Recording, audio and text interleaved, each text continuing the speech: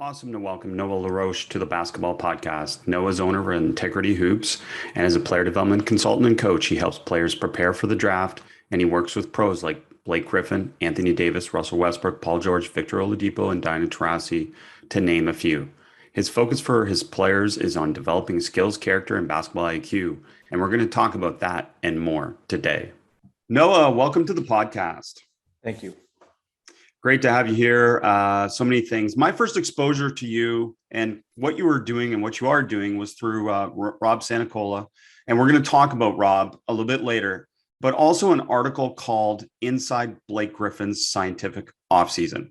And it was the first time I heard, and you know we're aligned somewhat on this, connect the fact that skills and decisions go together. One of the things you said, and I'd love for your comment on this, is each drill was designed to simulate live game action. That's important, isn't it? Yeah, I think it's important, or I don't think, the research suggests, right, that you want practice to represent the games, right? Representative learning design. It's a principle of nonlinear pedagogy. And so as much as possible, you want practice, learning is contextual, no matter what you're learning, whether it's basketball, business, relationships, money, it's contextual. And there's continuums on that. But yeah, I mean, the game, like all things in life, the mind is what separates people, whether you're an athlete, you're a businessman, no matter what it is, the mind and your ability to anticipate and make decisions. That's the hallmark of skill performance. It's your ability to anticipate and make decisions. That is what skill is. The thing is, and this again is not Noah LaRoche, because I'm not that smart. It takes me a while to pick things up. People that know me would agree with both those. This is what the research says. This is what people who study this and through the research, this is their careers, right? The skill performance is the relationship between the performer and their environment. That's what it is. So you have to be in the environment. The environment gives you invitations for action. And first, you have to be aware of what those invitations are, right? First is just a general awareness, understanding what are the invitations for action, and then make decisions based on that. And the two most important tactical skills, they did a study in elite basketball players. What are they? We talk about this all the time with coaches: positioning and decision-making. So think about that. So now they're talking about positioning as one of the two most important skills in adult basketball players, elite basketball players. And positioning, we never talk about that, right? We talk about ball handling, footwork, bags, tough shots, whatever that is in skill. And positioning is a skill. And when you think about it in that sense, you go, that makes sense, because when you're in good position, you can make better what? Decisions. So explain to us what positioning is, so people understand what you mean by positioning. Positioning on the basketball floor. Yeah. Is it positioning in preparation, or is it just positioning in terms of spacing relative to opponent teammate? I think it's both, right? One, you've got to start with spacing, right? On offense, so you want to stretch the defense. I mean, that's just the foundational principle of time. It's invasion. This is an invasion sport, right? It's no different than hockey, field hockey, soccer, rugby. It's an invasion sport. And they all are hockey. If I didn't say hockey, they all are on the same principles of time and space, right? So on offense, we want to create time and space, that advantage. On defense, we want to take that away. It's very simple. So a foundational principle is creating space. So yeah, your positioning, how you start possessions, right? Defensively or offensively is important, but then how you're constantly in position during that possession is just as important. Positioning and decision-making, and skill is the ability to anticipate and then make decisions, right? And, Playmaker's Advantage, such a great book. It talks about cognition, and I love their definition. It's the ability to search, decide, and execute. And most players, believe it or not, don't know what they're even searching for. Some instinctively do well, but they say, the elite players, they function on one thing and one thing only. Whether they consciously know this or not, most of them are unconsciously competent of this. Like they do it, but they couldn't really explain what's happening. They function on space. for solutions. They don't function on moves. They act, where's the space, and they manipulate that space because they know on offense, once they attack the space, what does it force the defense to do? Pull out of position. And we just went to it. What's the most important thing you want? What's the most important tactical skills? Positioning. And what is every coach, when they talk about defense, what's the first thing they talk about? Positioning. Taking away space, taking away position. Getting in a stance, get in position, get in our shell, etc. So let's pull them out of position. How do we pull them out of position? We create space, we attack space. From there, now we can anticipate and make decisions if we're all on the same framework, right? Which, is a whole different topic issue. But so I mean, skill is, and I think that I've been coaching for 15 years. And I started with youth not 15 years this month. Just started coaching a 5th and 6th grade basketball team for one of my youngest brothers. I'm the oldest of 7. One of my younger brothers at the time was in 6th grade. They needed a basketball coach. That's how I started coaching. And I've tried all the tricks. I've tried everything. That was back in the day. The Gannon Baker was big, right? Him and Alan Stein kind of were the big things, and the Nike Skills Academies. And I've run the gamut with all this stuff and had a lot of experience. And you just constantly always trying to find the best ways to help your players learn and grow. That's it. I mean, that's as simple as it is. It's nothing more than that. It's not trying to be famous. It's not trying to be innovative. It's not trying to be flashy. You're trying to put your players, your coaches, your teams, whoever you're working with, organizations, in the best position to have the best possible outcomes. Because human beings innately want to grow. That's what we want to do. We all have peace of mind when we feel like we're growing.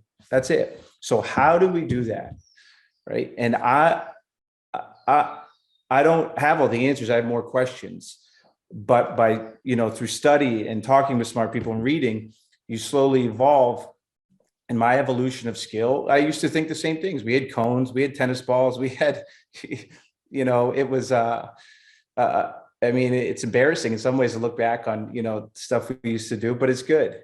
But skill is the relationship between the performer and their environment. No matter if it's dancing, if it's hockey, if it's business, your relationship between you and the business environment, basketball, that's what skilled people do, and their ability to anticipate and make decisions.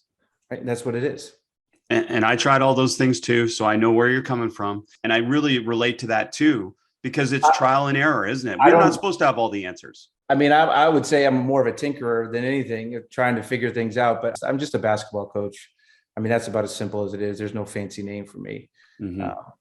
And why are we having a struggle getting coaches to this next part, which is applying evidence-based ideas, as you said, around research? I think the biggest thing at the highest levels is it's job preservation. Let's be honest. Right. And it's uncomfortable to try something new when you've been successful, you've gotten to a certain level one way, you get there, you do not want to rock the boat. Let's be real. And I would understand that. I've been successful doing it this way for this long. And there's not a lot of room for coaches to experiment without consequence. They're playing on national TV, or there's big money involved. And I get that. And I don't know. I can honestly say, I don't know if I would, evolve and change as much if I wasn't able just to be in the shadows and constantly tinker in gyms that no one knows about, to be honest. So I understand that position from coaches. There's a lot of pressure to win, especially in our culture now, a lot of pressure to win. I'm reading this book, Developing Decision Makers by Lynn Kidman, and she's talking to the coach from the All Blacks. And it's about an empowerment approach to coaching. And it's really, how do you measure success as a coach? Is it the growth of your individual players, the growth of your team? And it could be that, but it doesn't matter, because the media and culture, they're about winning. And that's your job. That's your livelihood. You've got a wife, kids, whatever it is. So it's really tough. There's a lot of pressure on these men and women coaching at high levels. That was a unique thing with Coach Nicola, and why he was able just to go guns blazing, even when there was some periods of instability. It's like, I'm not on national TV. I'm not going to lose my job. Like, I want to get better.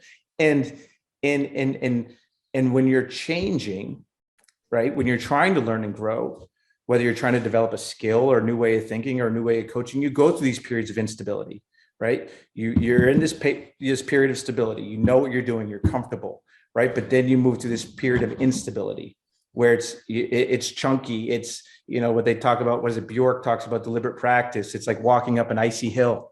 Every step is measured. You might fall and then slide back down, but you got to get back up. That's an uncomfortable period.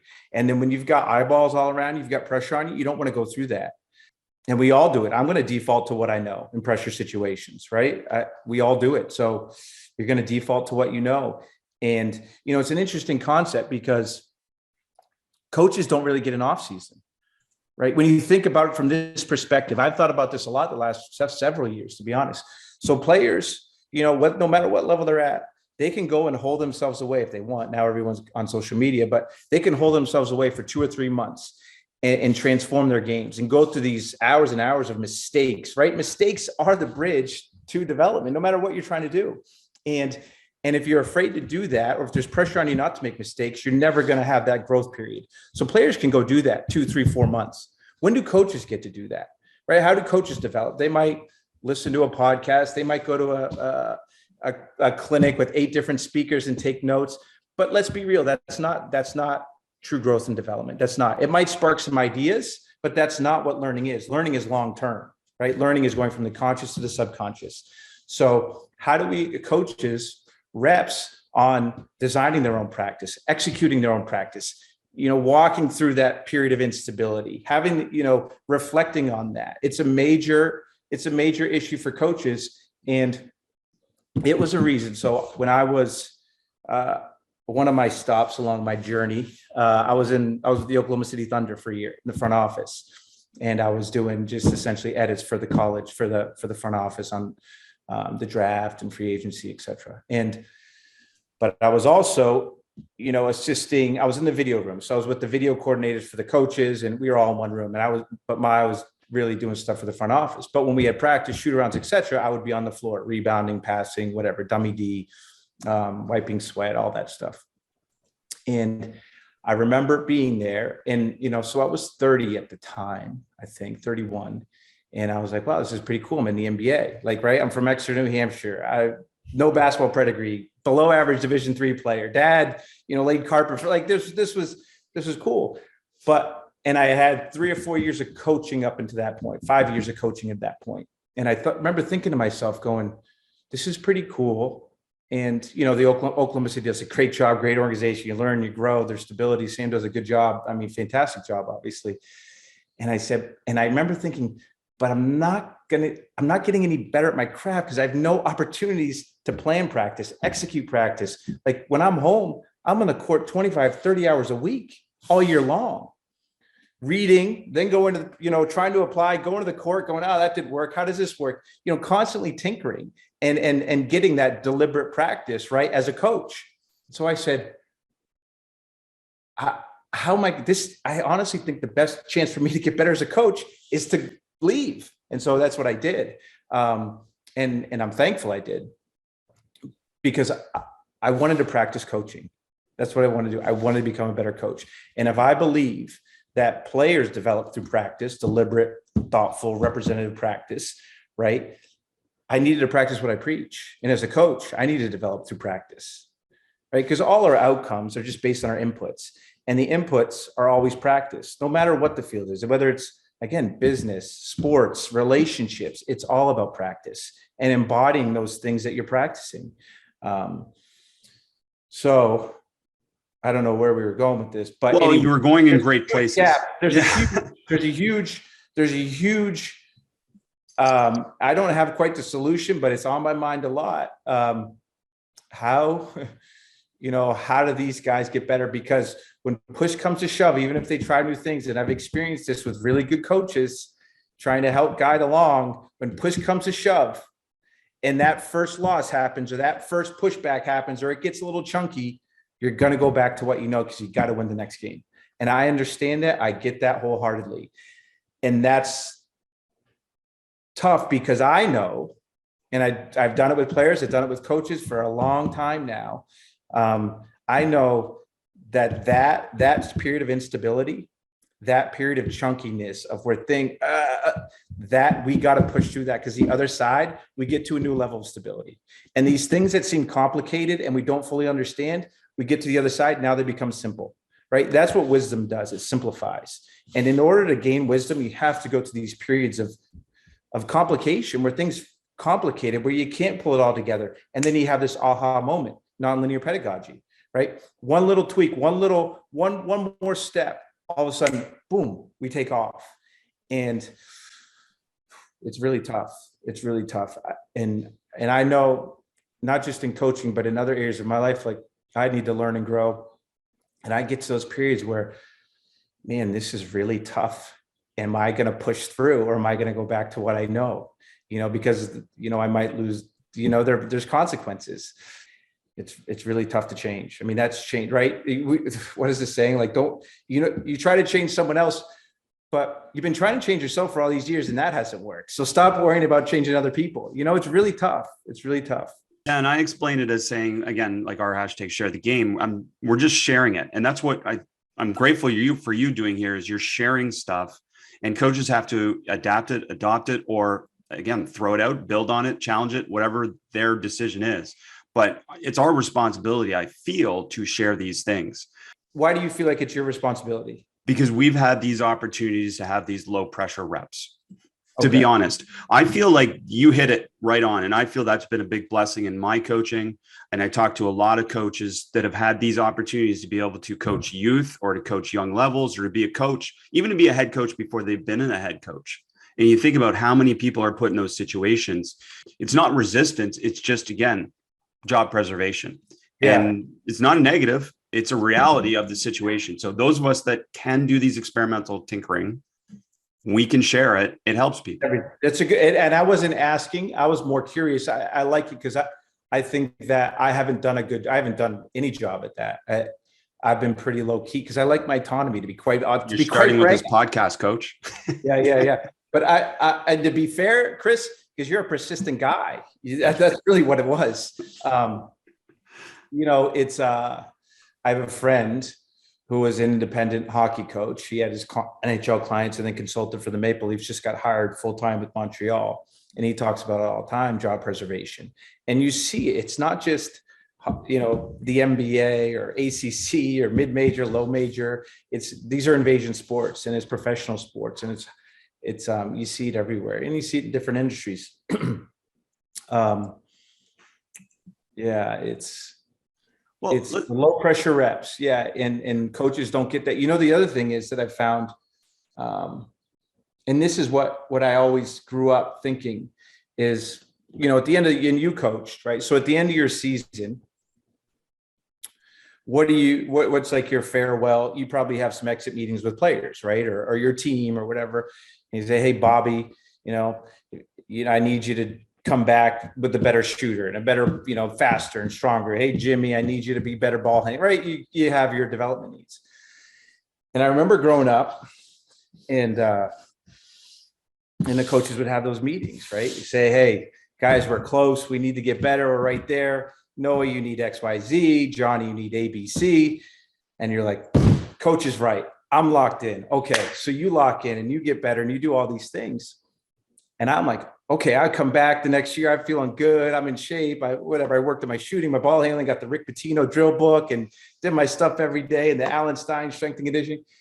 And I come back and I go, man, coach kind of looks the same.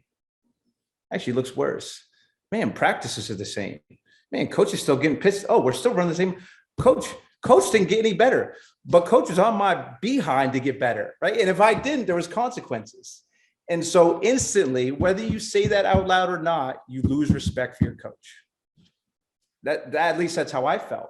And now when there's no trust, when trust starts to erode, or respect in any relationship, you don't maximize that, right? And I remember growing up going, and I never thought about coaching. This is the weird thing about being a coach. I just thought about, I don't want to be one of those people that ask other people to do things I'm not willing to do. I'm not going to do that. And so now as a coach, working with players and through the evolution, I've worked with a lot of youth, thousands and thousands of youth.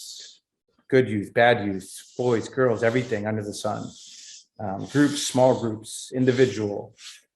I always wanted, if I was they were going to spend time and money with me, I was going to do the same as a coach. I was going to constantly try to get better. I was going to spend time and money on myself. And the thing I find that's very interesting to me is, and this might not be true, but just in my small sample size, I guess, a lot of coaches don't really spend a lot of money on themselves. A lot of coaches don't have coaches. And then you look at some of the, I'm in a entrepreneurship group where I get coaches in entrepreneurship. I mean, you got some big hitters. I'm not in their groups. You got some big hitters making big money, getting coached still, in the field of entrepreneurism. And I think about that.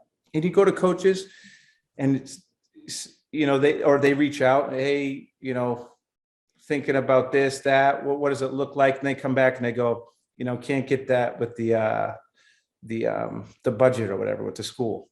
But coach, you make $4 million a year. So it's just funny to me, and I don't know if you've seen that or I've experienced that. And again, like it comes back to, sometimes I say, well, the whole point is job preservation. Then this is a part of job preservation, right? and development. Even with players, right? It's like, I mean, relative to my income, I spend, a lot of money on coaching, and more so than most of the players I work with sometimes. And it's just interesting to me, I think. And what I will say is, at the end of the day, you do want to, those probably aren't great fits anyways, right? Because you do want to link up with people like the clients I have. We're like-minded in that sense. And that's not, I guess, a knock but it's just something that I've noticed, which has been interesting to me. So we're asking players to go spend time and money on themselves, right? Lots of time and money on themselves in some instances. And are the coaches doing the same thing? I guess that's my question. I don't know. You probably know better than I do because that's your world. It's not my world, but the small experience I've had, I don't see it. And I could be wrong too. I could be, maybe they're getting coached on leadership or some other things, I guess, but that could be it. Well, it's a frustration for me, and I'll share a quick example. If I post a play on Twitter versus I post a segment talking about feedback and evidence behind feedback, which one do you think gets the most interaction? Probably the play, right? 100%. It's not even close. And from a business mindset, obviously I've got to keep posting the plays because that draws people to the brand. But from a logical standpoint of what I'm trying to actually share, it's not what I'm trying to share as much. Now, with those plays, I try and add some video animation to help them explain a deeper level of what the play and the decisions are. But it's always the case. And I think, again, it's something people understand. So it's something that they feel they can improve at. Whereas some of the research that we would share, it's a little bit beyond abstract for people. And that's challenging. Yeah, I mean, definitely can get, even for me, I'll read some of these books and I'm just like, okay, I just got to reread it. And I worked with Ian Renshaw this summer and fall and spring, and Derek Panchuk and some of these guys, and working with them has helped me having conversations with them. Okay, now I have a better understanding. Okay, what's an affordance? What's, some of these words that I wouldn't fully understand. And, there's so much there, I think. Well, and the other part that goes with it, Noah, is that you've had a chance to, as you said, tinker. And that's the challenge. Like when you hear about some of these things, okay, constraints-led approach. Okay, what does that actually mean in practical terms for a basketball coach? And little plug, me and Ian Renshaw are doing a course this spring. So constraint-led approach for basketball coaches. I will share it when you do it. But these different things is like to apply them is the challenge. Like to learn them in a book context, okay, you got to do the work, but to apply them is the challenge, isn't it? And let me say this, it's no different for players. No different. With their playbook. I showed you the play. You've got the playbook. There are 250 plays and you play 4 positions and there's 5 counters. The playbook looks like a sushi menu, 4-2 rainbow roll into a 4-3 split. And then I showed it to you, but the learning is long-term. How are they going to learn that without applying it, without making mistakes, without context? And that's a whole different thing, is just understanding. This is something I've thought about too. if you put a coach on a lie detector test and you ask them, say, coach, be honest. You're on a lie detector test, so you got to be honest. Are you more comfortable if you're hiring an assistant coach and I say, Chris, you're going to be my assistant. Would you rather coach? You might actually answer this different. Would you rather coach the offense or the defense? What would I believe on 90% or higher? What do you think coaches would pick?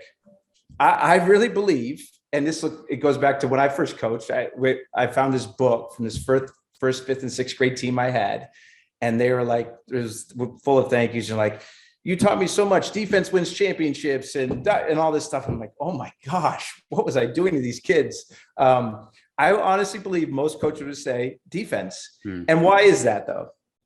Well, it's more controlled. I would say more structured. And honestly, any player can play defense. I think it's simple. Yeah. I think the answer is this. What do coaches teach defense with? Principles. What do they teach offense with? Begins with a P. It's a plays. Yeah. So defense is easy to teach. You got a handful of principles and you coach effort, right? And all these things. Why is an offense the same? I don't even know if they spend more time in offense or defense. I'm just saying, if you ask the coach, what is he more comfortable? You're in charge of this part of the team, offense or defense. I would believe most coaches would be like, I feel like I can coach defense. We got our principles and I got our cold guys accountable to effort. Offense, we got this playbook. If we have talent one year, we might be good. If we don't, we might not. I don't want, they feel like there's less things in their control. That's just the experience as I've thought about it. And then I've done a discrete surveys sometimes when I have questions with coaches. Hey, if you're being honest, what would you rather coach? And these are, high level coaches, defense. Yeah. I don't know if people they might spend more time in offense. I'm not sure. Well, I'll give you an example here and you can offer your thoughts, but I'm coaching my daughter's third and fifth grades right now, and a bunch of girls in that age group that have never played basketball before in any, coached environment in that way. And the connection that we constantly try and make for them is, why do you want to get more skilled? Because you have more fun, right? The more skilled you get, decisions and, pure tactics or technical skill, it leads to you having more possibilities, which leads to you having more fun. And in my mind, before they get in a real serious team situation, that all relates back to the offensive side of the ball. And a player who enjoys playing offense is more likely to be retained in the sport longer, rather than the player that just defends and rebounds and screens. Is that a fair comment? Yeah. I mean, I think at any level, fun. Yeah. At the youth level, it should be fun. I mean, that's a whole different podcast, really. It should be fun. And not frivolous fun, but this is fun that they see themselves improve. Basket should be lowered. The court should be small. There should be a shot clock. It should be scaled. The 3-point line should be 12 feet. Free throw line. We had our 3-on-3 program. This was 2012. We started Mistake Makers, and we shortened the court. We brought the hoop out to half court. So now we scaled the width. We scaled the 3-point line. So now the kids, and we played with shot clocks. Now the kids, it was realistic to them, right? They could make threes, and then they could watch Steph Curry and go, oh, I want to try that in my game tomorrow. You play 5-on-5 in a full court at 10-foot hoop. None of that stuff's realistic. And like you said, now it's no fun. What are kids going to gravitate towards? Now the iPhone, now whatever it is. I mean, there's. I love that you called it Mistake Makers, by the way. That to me is an outlier right there. Yeah, and that's the key. And that's the key with the coaches, the key with the players. And people ask, well, how do you? And I remember people used to tell me, because my first 7 years of coaching was all youth and high school, for the most part, in college. And I pretty much the last 7 years have been at the professional level. So you can't coach NBA guys like that. So, like what? Like how you coach youth in high school? Okay, Chris, how do you think I coach NBA guys? Only from my experience and learning about you, you can coach them in the context of the game. Just like I would a third, fourth grade group, 100%. Grade group, 7th and 8th grade group. Yeah, you can't do that. That's the NBA. No, it's basketball. This is a human being. They learn the same way. They're motivated by the same things.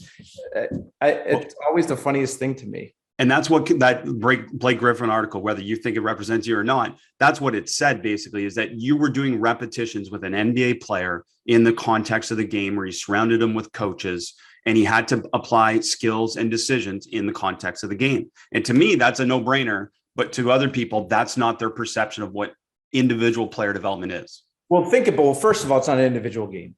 That's the reality. Not at all. The environment involves 9 other people. So if skill is the relationship between the environment and the play and the performer, 9 other people involved. And now you can pull that back, right? And you can build upon that through small-sided games and representative learning design. I mean, so small-sided games, representative learning design, really, it's not about small-sided games, about representative learning design. And so you can't have your 2-on-2s, your 3-on-3s, your 4-on-4s, because they represent the game. What you're missing is obviously the 5-on-5, sometimes the emotion, which would be effective learning design, and the anxiety, the score, the crowd. But when you work on shooting, before you shot the ball in a game, what did you have to do? You have to make a decision. You have to make a decision. So if you're shooting without a decision, you could argue, is that really shooting practice? Right. So, and I got it. There's a continuum. I got it. You know, sometimes you don't have anyone. You got to do 1-on-0. I got that. Sometimes you got to do 1. I got that. But in a perfect world, if you could, right, and most of the time, if you're really focused on shooting practice, you'd also like to at least have a passing option. Before I shoot, does my teammate have a better shot? Because the whole point, and this is really interesting before I finish. So shooting involves a decision. Do I shoot it? Do I pass it? Do I drive it? Wait, how close is the guy? Like, do I have to shoot a little higher than normal? Where's the shot? There's so many variables that go into shooting, and no shot's ever the same, right? We talk about perfect repetition. Well, that doesn't really happen. You watch what Russell's shot last night, right? Was a great example. He hit this 3, and they've got a great against Toronto. They've got a great look where his right foot was on the 3-point line. And what do you have to do before he shot it? He pulled it off because they needed a 3. Now, that wasn't a perfect rep. You would never practice that, but that's the game. There's so much variation. You want functional variability, right? In learning any motor movement. And so, and I got it. There's a continuum, you know, do you want to build? I've gone the gamut. I remember when I was in high school, Dave Hopla came to our school, and I was on the Hopla bandwagon, beef, balance, elbow, eye contact, follow through. I mean, and I did that in college, and I had our players do it all the time. I mean, and to be quite honest, have moved away from a lot of form shooting stuff, especially because you only get players for so long.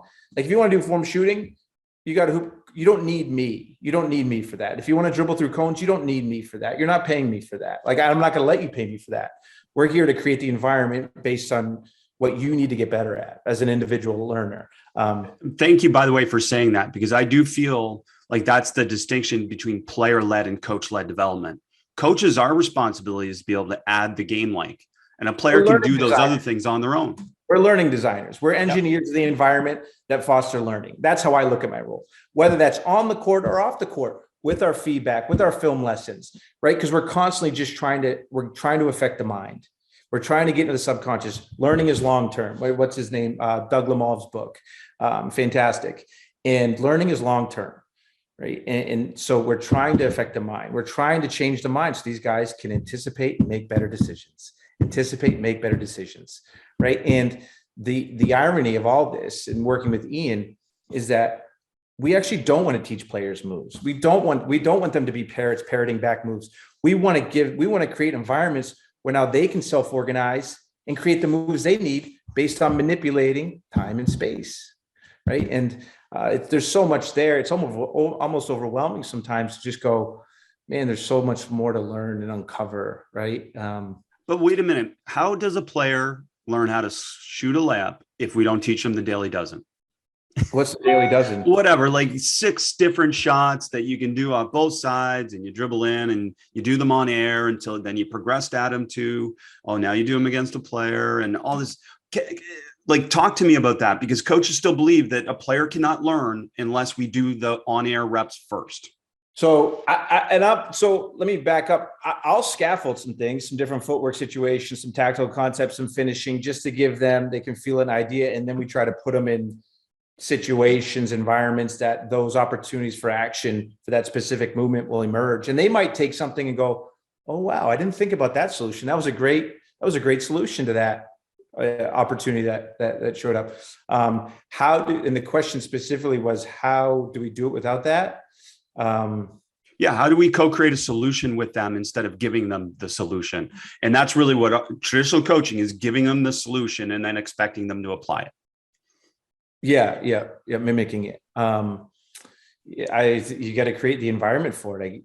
Right. Would be my answer. The environment, for those opportunities, for the solutions as a coach, you'd like to see them discover on their own to happen. And then the continuous feedback, those golden second moments that they talk about in, was it Talent Code? I think he talks about the golden second with Wooden. Those golden second. Hey, what just happened here? Well, the defender moved there. The space was there. He was coming. So I had to jump off my right foot to finish the ball instead of my left. Exactly. That was fantastic. Right. So you're creating this environment, and this environment, as you said in the Blake Griffin example, is no different than the youth example, where really we're not talking about one player alone in the gym. We're talking about one player in the context of other players, learning to apply skills or decisions that best suit them. So this differential learning is what you've referred to already. Yeah. So this is how I started, though. Like, I started coaching a group of 12, 5th and 6th graders in a gym. But then, I had a lot of younger brothers and sisters and knew a lot of people in town. So people want to get in the gym, and there wasn't an opportunity to get a lot of gym time where we're from. We had no rec center. So I'd say, yeah, come in. So we'd have 24 now, from junior high to high school, boy, girl. We'd have 6 hoops. So I'd have to, we got to keep it fun. We got to keep people engaged because they won't come back. And so I just lucked into having to use 2v2s, 3v3s, and then go, okay, how do we give some structure to this so it's not just free for all, right? And people can get individually develop their technical side and their tactical side.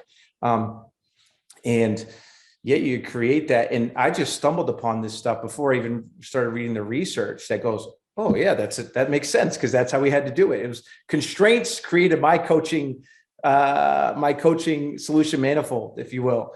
And with gym time and hoops and from a business structure. So yeah, over time, and then that's where you start to see these players rise, as opposed to if I would try to take them 1-on-0 and get teach them all these moves I could teach them, or I watched on TV last night. It just wasn't having the best impact.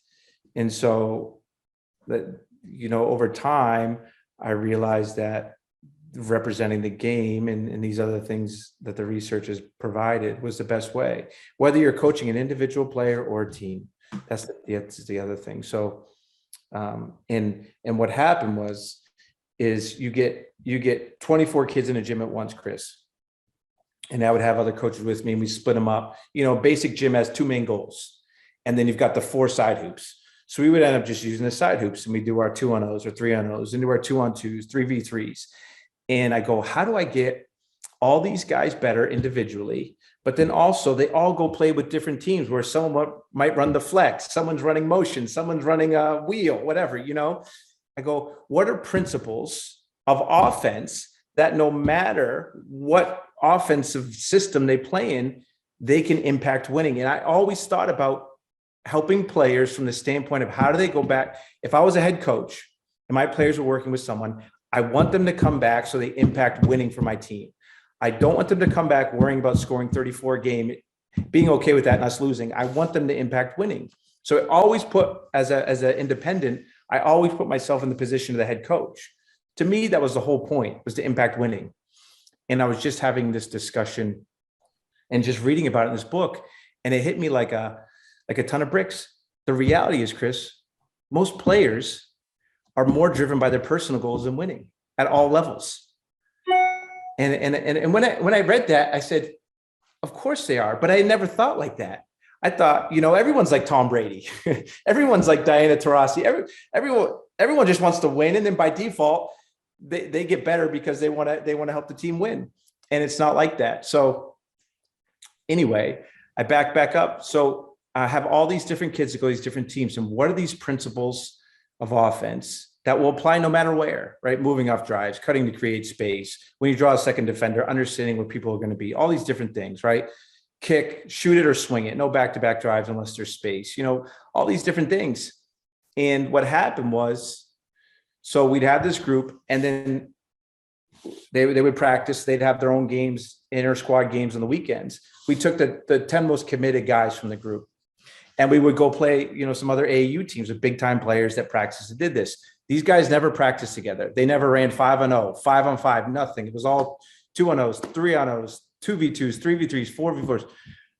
It looked like these guys had been playing together for years because they were all on the same, they had shared cognition, what we call. They were all sharing the ability to search, decide, and execute. They knew, if Bobby drives left, we're all pulling here. If he kicks out, I'm getting a swing, I'm stepping to it, I'm driving again. They knew exactly what was going to happen before it happened. So then it dawned on me. I said, we teach principles on defense, but we teach plays on offense. Why don't we teach principles on offense? And then not only when we teach principles on offense, does our team get better, but it gives us the opportunity to practice in a way where our individuals get better at the same time. So now we're ultra efficient. So our player development and our team development is all in one. That's the big thing coaches worry about when you talk to them. Well, when do we get our guys better? When do we work on our plays? When do we do, you can be efficient by doing it all in one. And that's what, St. Joe's did that year. That's what Coach Sanicola went all in on. And then it also dawned on me too, talking about skill development, that, I think they were the number one three-point shooting team in the country, top 5 in assists, all these, as a team and as individuals, all their skill metrics, right? Finishing, passing, shooting, all these things as individuals and as a team all went through the roof. And that it dawned on me at that point that really who's in charge of skill development is the head coach with his strategy and practice design. And if you practice offense versus defense, skill is going to evolve from those situations. Going to emerge. And too many people think that biomechanical skill is independent of decision making. Whereas, again, you never play the game independent of decisions, as you said in that shooting example. And that seems to be a barrier for people to understand how a player can improve without the 1-on-0 on-air reps. And we're not saying don't do those reps. We're just saying that's not a coach's responsibility, correct? I'm not saying don't do them. Yeah. I think every shot's different. Sometimes the hands have to be a little higher. Sometimes it's a floater. Sometimes I got to pull my foot back because I'm on the line. Sometimes differential learning. Everything's different. Yeah. There's variation. And I guess the thing is, I just look at this, like you look at an NBA player on average over the course of their career, their numbers don't change. Field goal percentage, 3-point percentage. They've got all these coaches, shooting coaches, professional level coaches. Why don't they change? These guys shoot thousands of shots a year, thousands. Why don't they change? On air, blocked repetitions. And then sometimes you might have a spike, right? You might have a spike in a year, and then, but how do we increase performance and then stabilize? That's the key. Well, instead of shooting 100,000 shots, to shoot 10,000 shots, but game-like. And that would ultimately have more improvement. The only thing that in game-like is a dicey thing, right? Because you see people go game-like where he's got a game-like shot. I told him to run to the corner, then he came up off a pick and roll. Let me define that. For me, game-like means offense and defense. Yeah. Like there's a decision, right? Perception action is engaged. Yeah. And then you see there's a big thing now with people having dummy defenders, right? And I tell all the time in our gym, dummy defense is a skill. You're not just out there contesting it. Like you see a guy's just shooting, you just got a hand in his face. You might as well just get the guy off the floor because he's not making a decision. There's no point in having that defender there. The defender is there to invite an action. Do I shoot? Do I pass? Do I drive? And they're learning. They're getting perceptual reps too. Totally. So it's just funny. So we'll have stuff sometimes and coaches will come in and they'll give me their development plans for their players. And they'll say, so-and-so's really, he's got to improve his percentages, his contested shot percentage. And I think to myself, I said, well, why are we even shooting contested shots? What do you mean? Like, that's a decision-making problem. Isn't the ultimate objective a layup, right? At the end of the day, it's an invasion sport. We want to invade the goal. So the most efficient shot's a layup, no matter who you are, right? No matter even the Kevin Durant's of the world. And then the second most efficient shot is a catch and shoot three. And I remember coaching in 2009, 10, we had this 5th and 6th grade group in the winter. They were all the kids that didn't make the travel team. So they weren't very good. Let's just be honest. And I always just wanted to create an environment for players that love the game, that wanted to grow. I didn't care what level they were at. And And I remember we were going to play all these travel teams that did have tryouts. And I'm like, man, we don't really have any chance to compete against these guys. And I thought, I went and had a meeting with a mentor of mine, Hank Smith, who was the head coach at Emerson College at the time. And now he works with the Thunder, and a lot of his guys in the NBA and front office coaching, et cetera. And I was like, Hank, what do I do? And he said, well, the only two shots your guys have a chance to make are layups and catch and shoot shots. That's it. If they have to do anything outside that, it's going to be a disaster. And I go, he's right. So now we had to create, a system that developed those shots, but also developed their ball handling. We didn't want to make them robots. We wanted to develop the big picture. And when I look back on that, Chris, though, what I realized, those are the two most efficient shots for anyone. It doesn't matter who you are, right? I mean, there might be some outliers, but I saw the stat, DeMar shoots over 53% from the mid-range. And then was it KD and Chris Paul, like 42%. And people say, man, the mid-range is still, and there's context. Sometimes I got late clock and different things, but their two most efficient shots are still layup and a catch and shoot three. Even the best players in the world. And you think about it, because the layup's so close. And then growing up, what do you get more reps of? Really just shooting off the catch, just by default, right? Someone's passing to you or you're spinning to yourself. But so Pareto's principle, 20% of what we do gives us 80% of our output. So focus on creating objectives that give us 80% of our output, right? Simplify. Wisdom simplifies, knowledge complicates.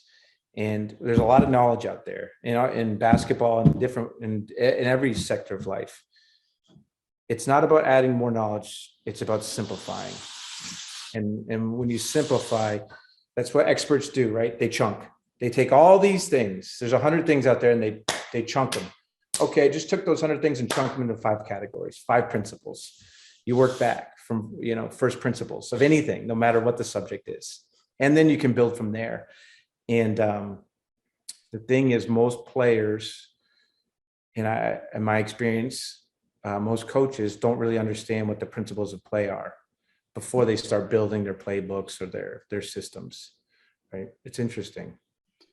So talk to us a little bit more. You talked about shared cognition and this process. So give us a little bit of an example or an insight in terms of how you build that shared cognition within the flow. You talked about some small-sided games. You talk about obviously playing offense versus defense, but then what are you actually doing? Are you stopping play and then asking questions? What is the actual mechanism of you building that shared cognition?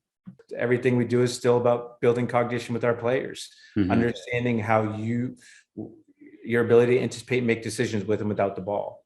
And I guess we just there's a set of principles, that we operate on that lead us to ideally to the best possible outcome, which is either a layup for the team or a catch and shoot shot. I mean, that's it. And I'm not as black and white. We still practice stuff off the dribble. We still practice high paint, other paint stuff, because a lot of times, even if I work with an individual player and they develop their own individual cognition, ability to search, decide, and execute, the team strategy still doesn't surround that. So they might be playing with 2 bigs. So anytime they drive, there's rarely a chance to get a layup because they got 4 people in front of the goal, right? They're two teammates and the team defenders. So you have to be able to make shots that are in that area. But how are you engaging the mind in these practices?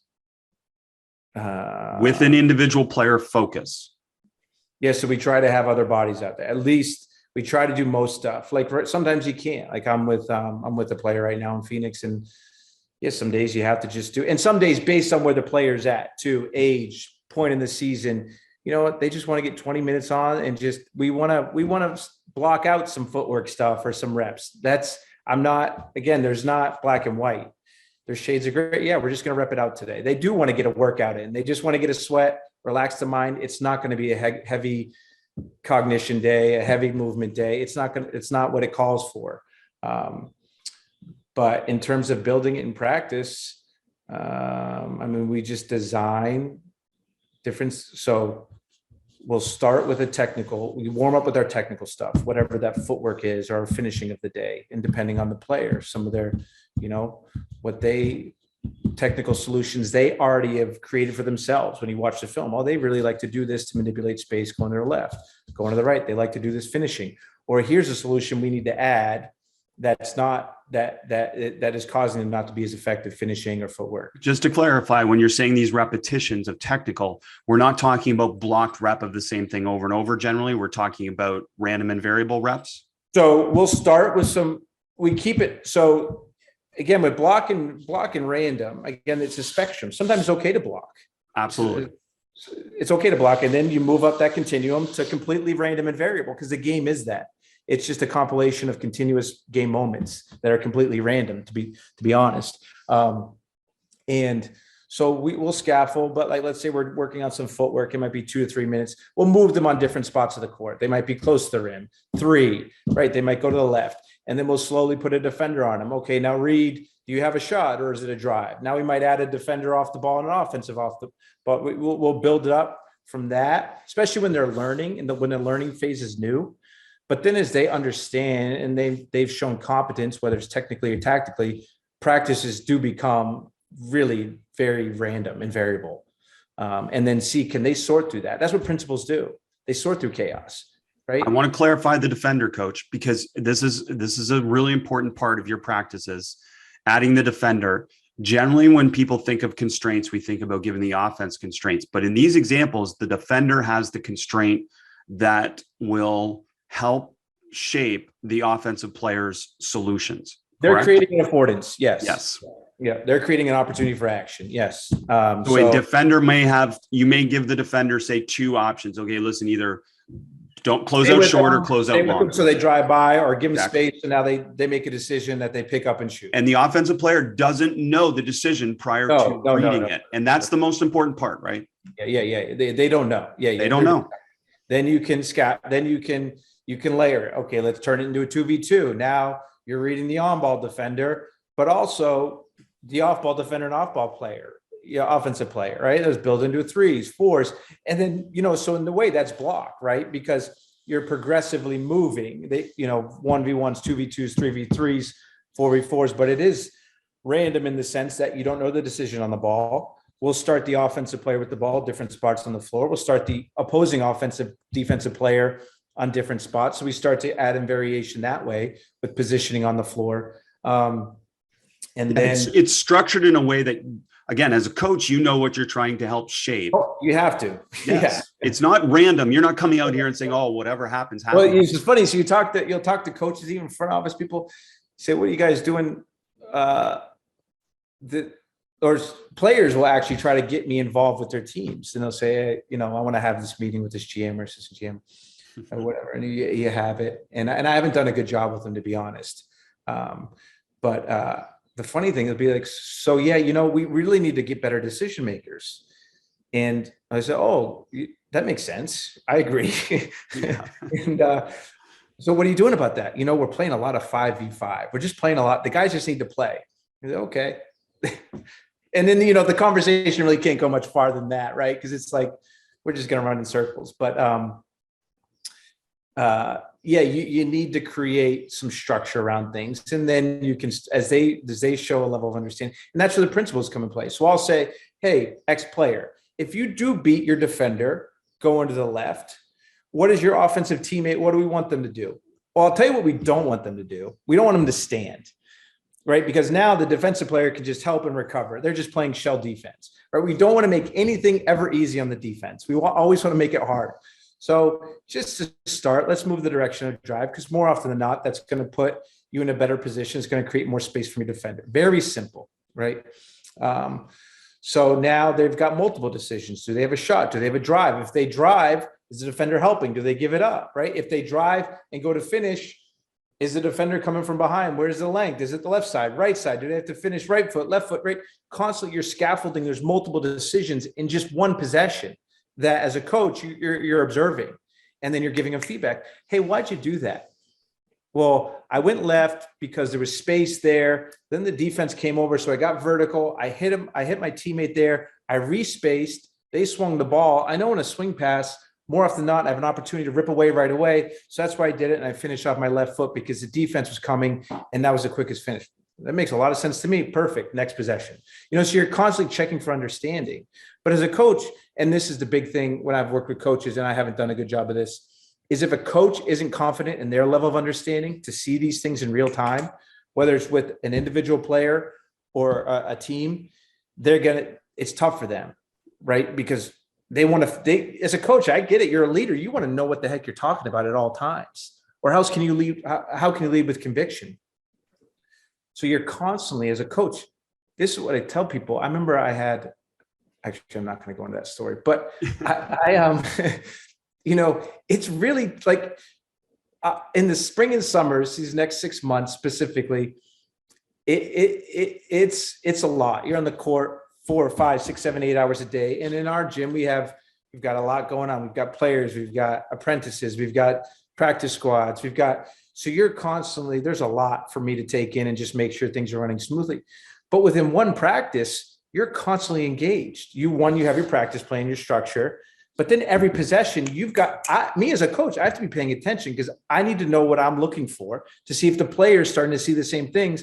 And when they're not, okay, I've got to pull back. Okay, we haven't got that. I got to now create an environment where the solution's a little easier. It's freaking tiring mentally. It is tiring. Coach, in that example, are there any direct interventions where you'd say hold and then coach the player in the context of what they're not seeing?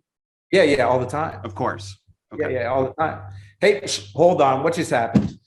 Yeah, they swung the ball. What'd you have an opportunity to do? I should have gone. What'd you do? I held it, got into my bag. And then what happened? I had shot a tough shot that didn't go in. Exactly. We don't want to shoot tough shots. I know they're sexy. I know they make Instagram and highlights, but you make that shot 30% of the time. So you know what that means? You miss it 70% of the time.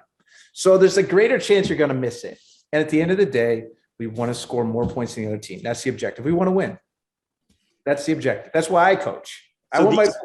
Coach, this is a curious question.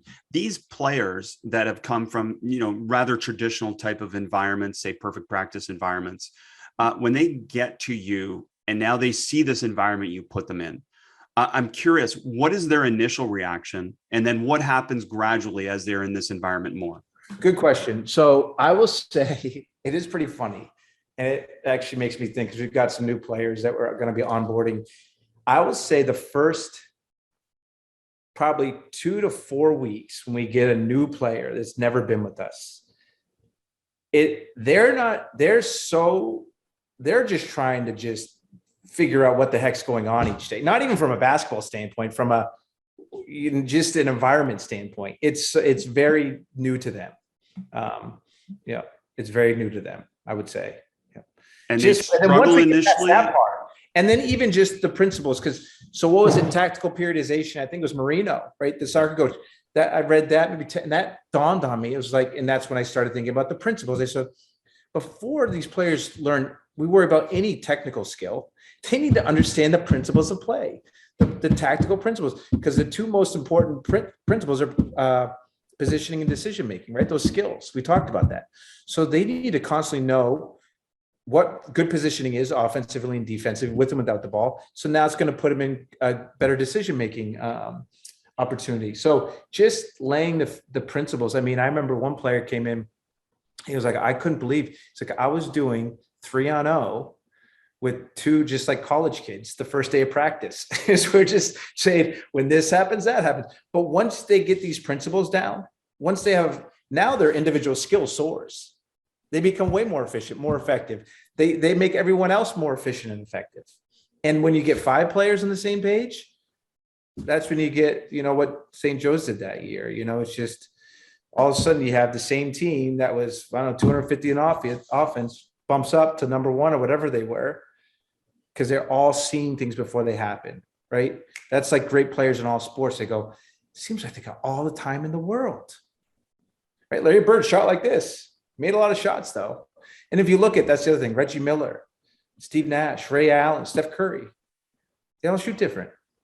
Differential, yeah. One thing that always struck me, too, with my players in these environments was, especially new players would come in, they'd be like, when do we do the 1-on-0 workout, coach? I'll say this, we still do. Like, we start with a lot of 1VO, 1V1s. And then within the framework of our 2v2s, 3v3s, 4v4s, whatever that day is called for in our programming, I'm still always observing, are they manipulating these technical aspects we want? Hey, that was a great opportunity to get into this. That was a great opportunity for this finish. That was a great opportunity for that pass, right? Within the tactics, that's what tactical periodization is.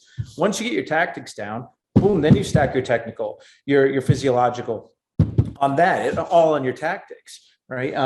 And you can always go backwards. You talk about scaffolding and you talked about nonlinear pedagogy, but you can always go backwards and reconnect them with these different things if they're not applying the skill, or they're making the right decision, but they're not applying the right skill. Chris, it's not, you can always go back. You're always going backwards. Always.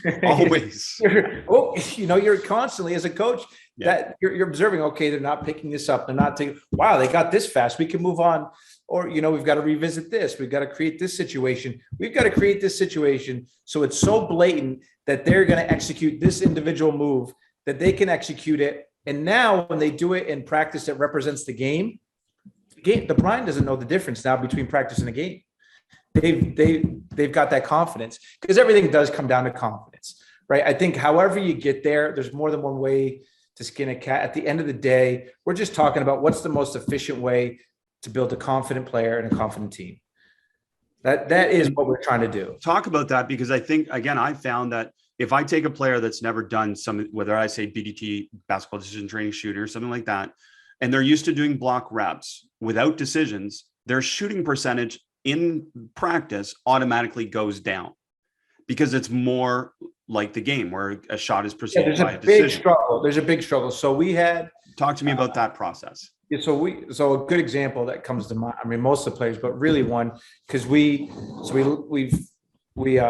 film practice, we live code it, players get practice feedback, we stat practice, right? And our system's got to be better. Feedback's a big part of learning. I mean, it's a massive part of learning, not only in the moment, but also when they get away from it. Hey, you did this well, you did that well, look for this. I mean, feedback's everything. That's what coaching is, really. And we had Jerome Robinson.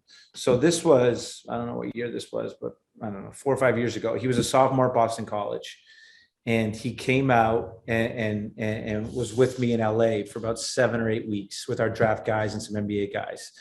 And so it was a sophomore going to junior year. And that year I was at St. Monica High School in Santa Monica. And we had a big draft class. There was about 12 or 15 guys. And I had about 3 hours to do it in. And then with the draft, every day's changing.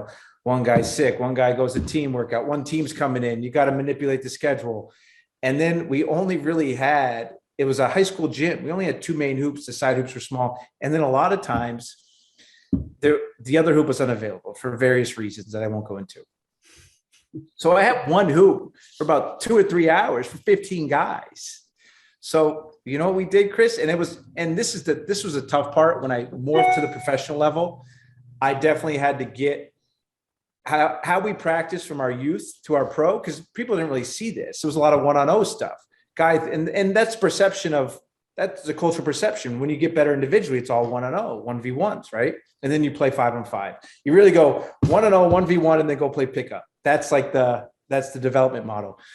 So people come in, we're playing 2-on-2s, 3-on-3s, 4-on-4s with our draft guys. And it was actually good for this class because most of these guys, their draft workouts were going to be competitive, 2v2s, 3v3s, 4v4s. Jerome Robinson was mixed him in with that group. And he struggled mightily, like the first 2, 3, 4 weeks. And we've seen this consistently now, this period of instability, this 2 to 4 weeks where guys struggle. Like you said, they feel like they're going backwards. They're not making shots, everything, they're turning it over. And I've seen it so often now, just from working with so many players at all levels. Just stick with it, stick with it, stick with it, stick with it, stick with it. Boom, he took off. Like weeks 5, 6, 7, 8. I mean, by far was the best player in the gym. And we had some NBA guys in at that point, was making shots, and then went on that year to be, I think it was runner-up ACC Player of the Year to Bagley, shot 50-40 and at BC, was a lottery pick, and had a phenomenal year. And the first thing that happened when he got into the NBA? Tell me. Needed to change his shot. Oh. Had to get it off quicker. It was the NBA. So, and then he struggled shooting, believe it or not, anyway. But do you feel like he needed to change his shot? No, Meaning, I wouldn't I've either. gotten I'm probably so far the other way now, and I used to be that way. I was big technique, big form shooting. I've gotten, and because also time doesn't permit, right? It takes a lot of time, and these guys, especially, you only get them for so. I mean, I might even get a guy for. Most of our guys on average, we probably only get 4 weeks. And then the older they get to, they're on these like restrictions, like guy can only practice for 30 minutes and 20 of it's got to be spot shooting and just all this ridiculous stuff where you're not going to move the needle at all. Really. But no, I've gotten so far off that. And the thing that confirmed that too is working with these teams. Like when we work with St. Joe's. So wait, how do you go from, we never talked about shooting technique with them. We never did any block shooting practice. They were the number 1 3-point shooting team in the country. And the year before with the same players, they shot 32%. Next year they're shooting, 41 or whatever it was. There was no form shooting. There was no. They were shooting open shots, coach. They were shooting better shots and how they practice. Strategy and practice. Mm-hmm. And in practice, they were getting the same repetitions of the shots that they were shooting in games because it was out of the game context, right? Yeah. And people too would go, they almost never did any 5-0 or 5-5. Mm-hmm. Yeah. No, I know Rob and I align on that one. And I'm not like never say never. And if a guy comes in and says he wants to start his practice with 10 minutes of form shooting, great, we'll do that. Some days and there's different ways to get creative with 5-0. I mean, you can get creative with it. Hey, we need X, Y, and Z before we score, figure it out, give them a problem. I mean, never say never. I think there's optimal and less optimal, right? My creativity with 5-0 was to add one defender for people that couldn't grasp their mind around not doing it. Just add one defender and it makes it more game-like. Now, ideally more, but still. Because coaches they want clean reps, right? They think clean reps equate to learning. And we know that's not true. No different than individual stuff. And that's the hard. So going back to your point with these guys that struggle, that's the hard part as a coach. Because you go, man, this guy's awful today. He's probably not going to come back. Because as a coach, you want this sense of mastery. As a player, you want this sense of mastery. Go make 5 off this move. Oh, yeah, that looked great. Make 5 this move. That looked great. Here we go. Make 10 from 5 spots. Yeah, we're good. And everyone leaves happy that day. You've got this false sense of mastery. But there was really nothing almost got accomplished besides a workout. They got a sweat. And they left feeling good, which there are days I do get. There some days you got to do that. There are some days where, hey, well, this guy's really struggled or girls really struggled 3 or 4 days. Let's have a feel good day. Let's block some things out. Let's get them back on the right track. Comfort and confidence is important, as you've alluded to. I got that, but it is funny though, right? The 5-0 and So where I was going with that, coach, I want you to connect for us. You talked about the Jerome Robinson example. Eventually they all, not everyone, again, that's a generalization, but most of them buy in and they end up craving this type of coaching because they know that it connects to the game. I will say, and everyone's got their, so I guess in my professional career, everyone's got their, yes, I would say they appreciate it. They kind of know. And the funny thing is they know how hard it is. Like I had one player say, man, I used to go out on Wednesdays and Thursdays, but like, I can't, because I know like, it's not even the physical. It's like, I mentally have to be like reps, ready tomorrow morning. And I'll say this, the players that, you have these moments in time as humans, and we're all kind of like this, where we go through this crossroads, and it's like the hero's journey where we're down. What are we going to do? We're at a crossroads. And those players that, come and commit, or even coaches, I guess, too. Coach Sanacola might fall into this. They come and they commit and they work through those periods of instability. They end up having major jumps. They do. And then that doesn't happen often, though. Really, in my career, it's probably happened. It's happened often with different players, but you probably only get one of those per player. Because once they make a big jump, as humans, right? Once we feel like we're good again, then we go back to we go back to comfort land. But Jerome's an example of that. Blake was an example of that, 2 or 3 summers ago. He had a monster year going into that before he got traded. Russ is MVP here. Victor, when he got traded, there's all these things, Paul, like there's all these moments in the athlete's career where they're doubted or they're down or, something happens.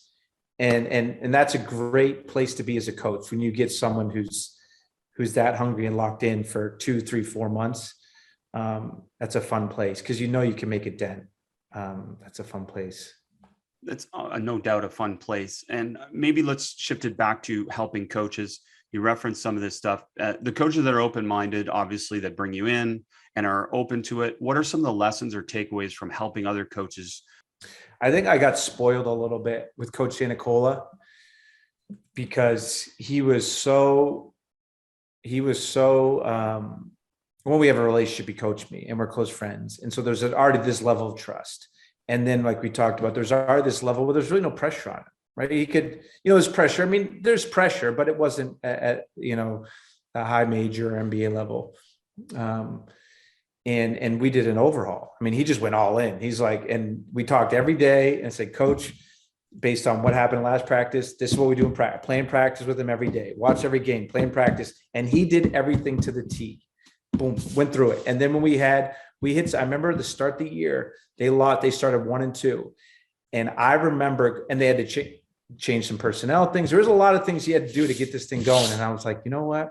I said to him, I said, Coach, man, I don't blame you if you just want to do what you've always done. Like, and what did he do before? Was it more plays? I mean, standard. Yeah. Like this year we're running, kind of what everyone does. Hey, Villanova won the national championship. Let's do what they do. Hey, yeah. I saw we're going to run the pack defense. Yeah. I get you.